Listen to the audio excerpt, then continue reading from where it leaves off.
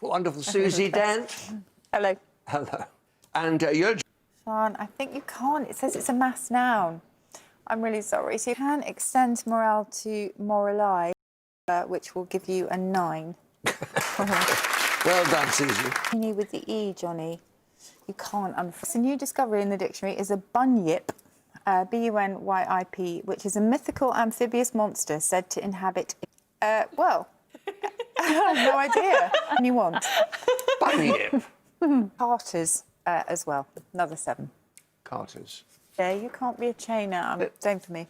Slim pickings. Well, routine is there as a verb as well. If you put something into an order or routine, you can have routined it. So that will give you a neutrino, which is a neutral subatomic particle. Costas. Flame for flamey, Yeah. which can be applied to vitriolic online messages. Oh, can there be? Not particularly nice ones, yes. And I was amped. And that was for 5 as well. Amped. It's garroted. Okay. Which you could have had. Sorry to rub it in.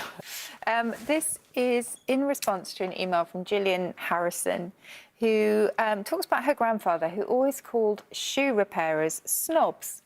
Southeast of England, Gillian says. She's lived in other parts of the UK, but have never heard this anywhere else. Where does it come from?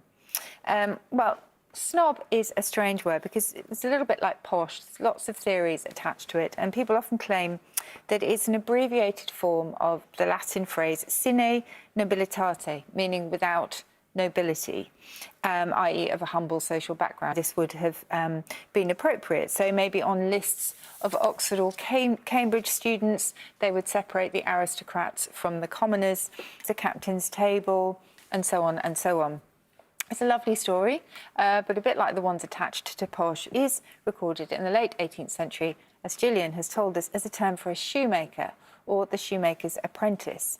Now, about this time, it was adopted by Cambridge students, but they didn't refer to it in those days. They used it to refer to anyone who was a non-student, so a townie, the town and gown divide. Then, by the early 19th century, it was being used to mean a person with no breeding.